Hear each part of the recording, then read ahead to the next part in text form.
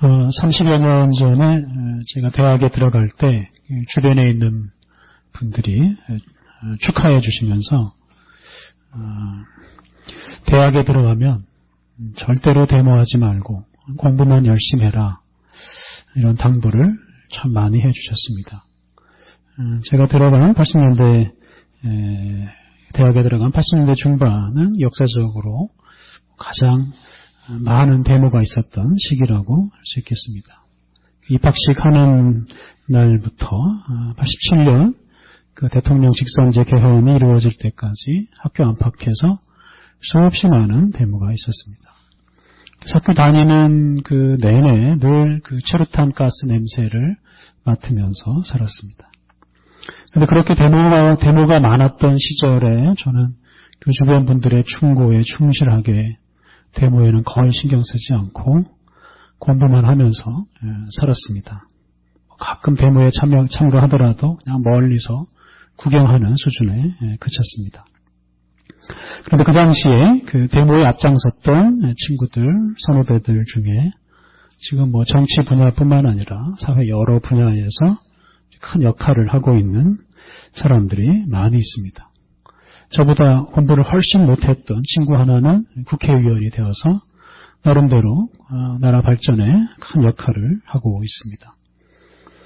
역사적으로 보면 그 당시에 공부하던 학생이 아니라 데모하던 학생들이 나라를 바꾸었다고 평가할 수 있습니다. 그 시위에 앞장섰던 80년대 대학생들이 그 당시 역사 발전의 주역이었고, 그들이 만들어낸 그 새로운 헌법, 대통령 직선제를 골자로 한 그 헌법을 기초로 해서 그 새로운 나라가 만들어졌습니다. 그 당시에 만들어진 헌법을 지금 우리들이 아직까지도 사용하고 있습니다. 80년대는 정말로 시끄러운 시대였습니다만, 그런 시대를 거쳐서 사람들의 인권, 또 자유가 많이 신장되었습니다. 우리나라 헌법이 이런 집회와 시위의 자유를 또 존중하고 보장하는 것도 바로 이것 때문입니다. 국민들이 개인적으로나 또는 집단적으로 아주 자유롭게 자신들의 의사를 표현해야, 또 표현할 수 있어야 좋은 나라가 될 수 있습니다. 실제로 좋은 나라일수록 이런 집회와 시위가 많습니다. 나쁜 나라일수록 집회와 시위는 거의 없습니다. 경찰들은 집회나 시위를 편안하게 할 수 있도록 잘 도와주는 나라가 좋은 나라입니다. 집회나 시위에 참가하지 않는 사람들은 집회나 시위 때문에 일어나는 불편을 잘 참아주는 나라가 또 좋은 나라입니다. 우리가 사는 이 나라, 이 세상, 완전한 나라, 완전한 세상이 아닙니다. 좋지 않은 일들, 불의한 일들이 끊임없이 일어나는 나라, 일어나는 세상입니다. 그래서 이런 세상에서는 끊임없이 시끄러운 소리가 날 수밖에 없습니다. 그리고 그런 시끄러운 소리에 사람들이 귀를 잘 기울일 때 더 좋은 세상으로 발전할 수가 있습니다. 얼마 전에 여당 대표가 국회의장 사퇴를 요구하면서 단식 농성을 한 적이 있었습니다. 처음에는 아주 대단한 각오를 하고 시작했지만 중간에 그만두어서 체면을 구긴 적이 있었습니다. 그런 시위, 그런 데모는 사실은 하나마나입니다. 어떤 시위든 어떤 데모든 뭔가 시작을 하면 목적을 이룰 때까지 계속해야 의미가 있습니다. 우리나라에서 지금 그 세계 최장 기간 집회 신기록을 세우는 그 집회가 하나 있습니다. 한국정신대 문제대책협의회가 매주 수요일마다 그 일본 대사관 앞에서 열고 있는 그 수요 집회가 바로 그 집회입니다. 벌써 그 집회를 시작한 지가 24년을 넘어서서 25년을 향해 가고 있습니다. 그래서 그 집회 기록이 그 기네스북에도 올라 있을 정도로 아주 유명한 집회가 되었습니다. 그렇게 오랫동안 열린 집회 덕분에 그 위안부 강제 동원 문제가 온 세계의 문제가 되었고, 세계 곳곳에서 이 문제를 해결하기 위해서 애쓰는 사람들이 생겼습니다. 그런데 아직도 그렇게 24년, 25년을 데모를 해도 아직 해결이 멀리 보입니다. 그럼 이 집회를 그만두는 순간에 이 불의한 일본은 영영 자신의 잘못을 제대로 인정을 하지 않을 것입니다. 그래서 앞으로도 30년, 40년 그 집회를 이어가야 할지도 모르겠습니다. 오늘 우리가 읽은 누가복음에는 이 불의한 재판관 앞에 가서 날마다 데모하는 한 과부가 나옵니다. 예수님께서 지금 제자들에게 기도를 가르치시는 중에 이 한 과부 이야기를 들려주십니다. 어떤 도시에 하나님을 두려워하지 않고 사람을 무시하는, 한마디로 말하면 정말 못된 이런 재판장이 있었습니다. 그 당시에는 오늘날처럼 이렇게 재판만 따로 하는 재판장은 없었습니다. 대개 그 어느 지역이든 그 지역의 책임자가, 그 지역의 최고 지도자가 재판까지 같이 합니다. 그래서 이 본문에 나오는 이 재판장은 그 도시의 시장이라고 할 수 있겠습니다. 그래서 아주 못된 시장, 하나님도 두려워하지 않고 사람도 무시하는 이 못된 시장이 다스리는 그 도시에 못된 일들이 많이 일어났을 것이고, 그 못된 시장 때문에 그 도시는 불의한 도시가 되었을 것입니다. 그렇게 불의한 일이 많이 일어나는 도시이기 때문에 이렇게 과부가 원한을 품고 살고 있습니다. 이 과부가 날마다 재판장을 찾아가서 재판장을 번거롭게 합니다. 오늘날로 말하면 피켓을 들고 1인 시위를 했을 수도 있고, 날마다 찾아가서 자기의 요구를 이 재판장에게 말합니다. 그런데 하나님을 두려워하지 않고 사람을 무시하는 재판장이라서 이런 과부의 시위를 무시합니다. 그런데 그 과부가 포기하지 않고 날마다 찾아가서 사정을 합니다. 아마 철야 농성도 했을 것이고 단식 농성도 했을 것입니다. 재판장이 번거로워서 견딜 수 없을 정도까지 이 과부가 재판장을 찾아가서 자신의 문제를 호소했습니다. 한편 생각하면 이런 노력이 헛수고처럼 보일 수도 있습니다. 하나님을 두려워하지 않고 사람을 무시하는 재판장에게 그런 하소연을 해봐야 무슨 소용이 있겠습니까? 불의한 재판장이 과부에게 오히려 더 나쁜 일을 할 수도 있을 것입니다. 그런데 과부는 그런 것에 아랑곳하지 않고 날마다 재판장을 찾아가서 그를 번거롭게 하고, 견디다 못한 재판장은 결국 과부의 원한을 풀어주기로 하였습니다. 불의한 재판장이 다스리는 이 도시에서 이런 집요한 과부의 요구 덕분에 원한이 풀렸습니다. 원한을 푼다. 이 구절은 권리를 찾다 또는 정의를 실현한다, 이런 뜻도 담겨 있습니다. 그러니까 불의한 재판장이 다스리는 이 도시에 부분적이지만 정의가 실현되었습니다. 불의한 세상에서도 포기하지 않고 원한을 풀고자 했던, 정의를 실현하고자 했던 이런 과부 덕분에 부분적이지만 세상이 조금은 바뀌었습니다. 예수님께서는 이런 과부 이야기를 들려주시면서 기도에 대해서 가르치십니다. 예수님께서 가르치시고자 한 주제는 1절에 나오는 대로 항상 기도하고 낙심하지 말아야 할 것입니다. 항상 기도하는 것과 낙심하지 않는 것이 아주 밀접한 관계입니다. 낙심하면 기도할 수가 없습니다. 낙심하지 않아야, 즉 절망하지 않아야 기도를 중단하지 않고 항상 기도할 수 있습니다. 예수님께서 우리에게 원하시는 것은 항상 기도하는 것입니다. 뒤에 나오는 표현을 보면 밤낮 구분 없이 밤낮으로 부르짖으며 기도하는 것입니다. 그런데 그렇게 기도하기 위해서 낙심하지 않아야 한다라고 예수님께서 말씀하십니다. 6절 이하에 예수님께서 우리에게 주시는 말씀이 있습니다. 6절부터 8절 상반절까지 주께서 또 이르시되 불의한 재판장이 말한 것을 들으라. 하물며 하나님께서 그 밤낮 부르짖는 택하신 자들의 원한을 풀어주지 아니하시겠느냐. 그들에게 오래 참으시겠느냐. 내가 너희에게 이르노니 속히 그 원한을 풀어주시리라. 불의한 세상에서 불의한 재판관에게 호소해도 일이 해결되는데 하물며 하나님께 기도하면 일이 해결되지 않겠느냐라고 예수님이 말씀하십니다.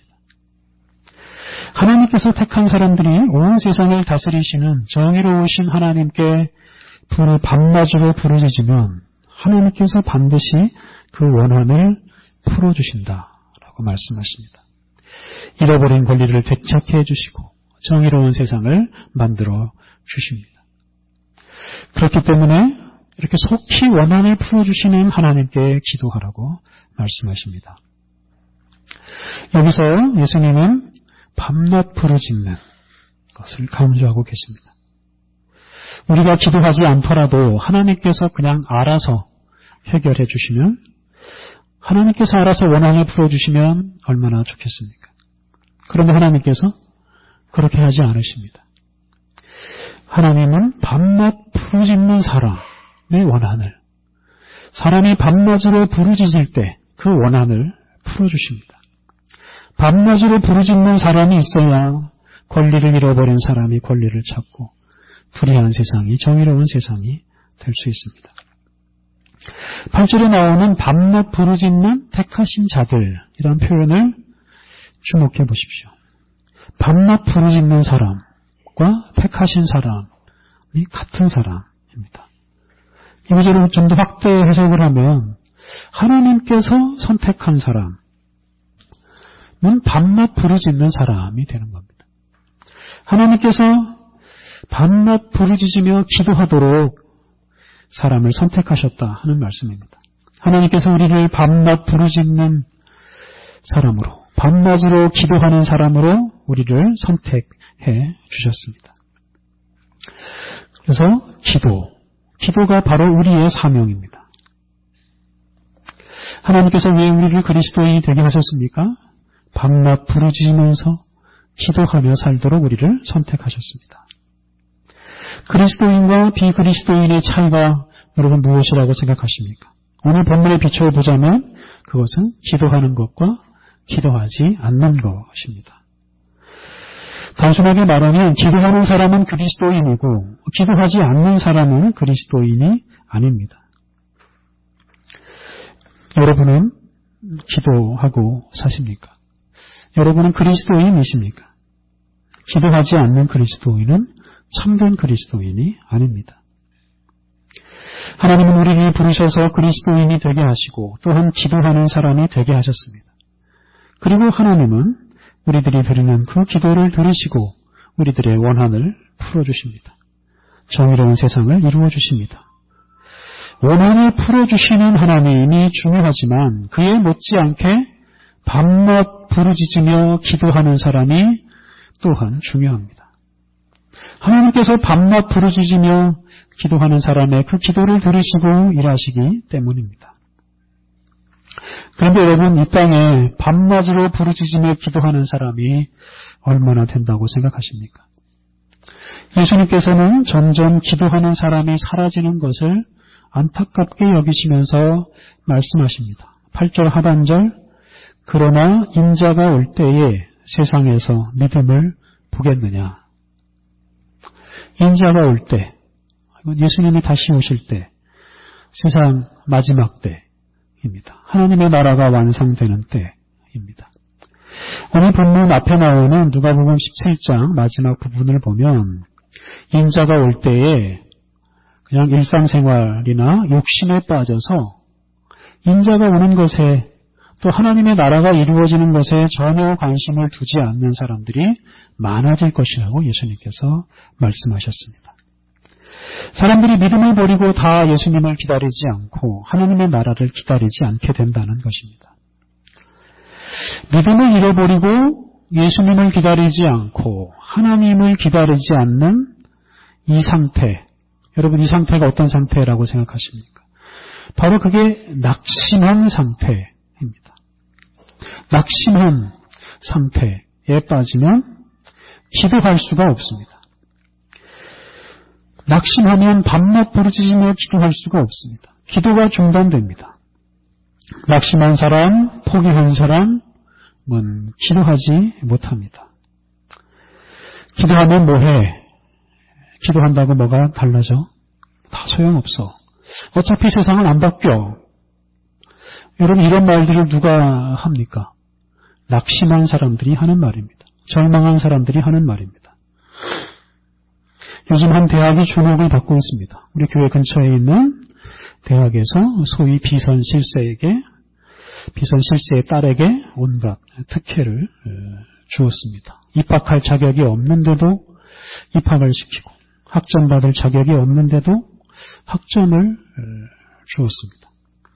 지성의 요람이라고 하는, 최고의 지성이라고 하는 그런 대학에서 이런 일이 벌어진다는 게 참 실망스럽습니다.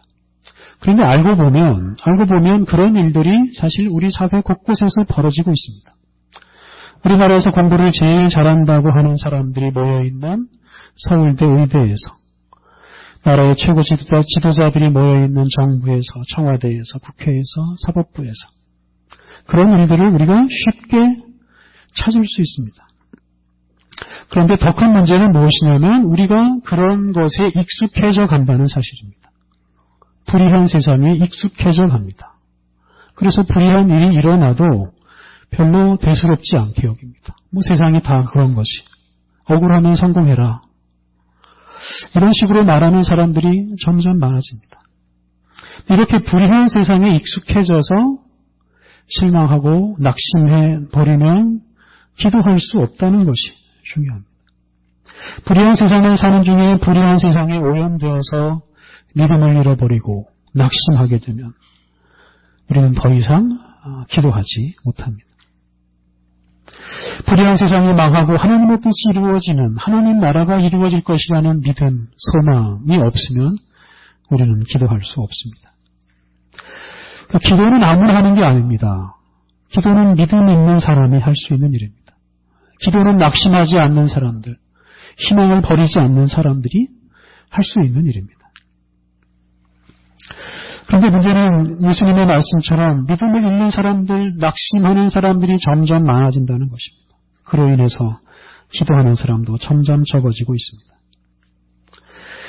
사랑하는 성도 여러분, 여러분은 혹시 낙심하지 않으셨습니까? 세상이 다 그렇지, 기도한다고 뭐가 달라지겠나 라고 생각하시면서 혹시 기도하는 걸 중단하지 않으셨습니까? 오늘 본문은 예수님께서 우리에게 낙심하지 말고 믿음을 잃지 말고 항상 기도하고 밤낮 부르짖으라고 말씀하시고 있습니다. 그리고 하나님께서는 그 기도를 들으시고 원한을 풀어주신다고 약속하시고 있습니다. 오늘 읽은 구약의 말씀은 선지자 예레미야를 통해 하나님께서 주신 언약의 말씀입니다. 선지자 예레미야는 남왕국 유다가 망하던 때에 활동했습니다. 그 유다의 마지막 왕 시드기야가 바벨론 군대에게 사로잡히고 눈이 뽑히고 그 처참한 모습으로 바벨론으로 끌려가는 모습을 지켜본 사람입니다.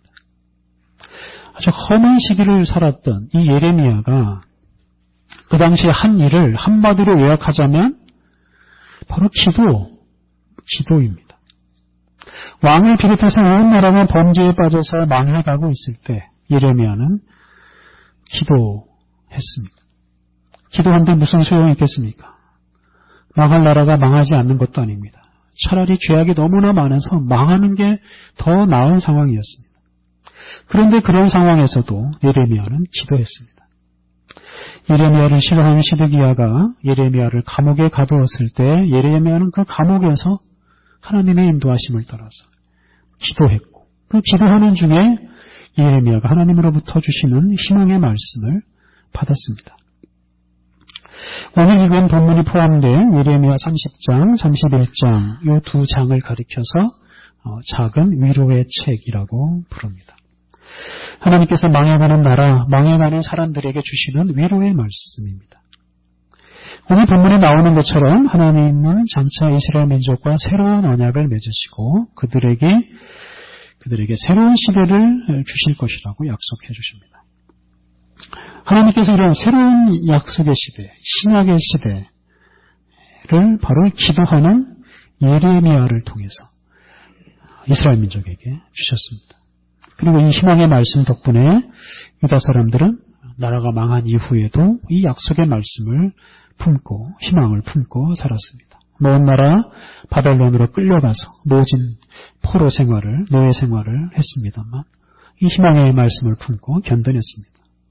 그리고 마침내 다시 고향으로 다시 돌아와서 새로운 성전을 짓고 새로운 인생을 살아갔습니다.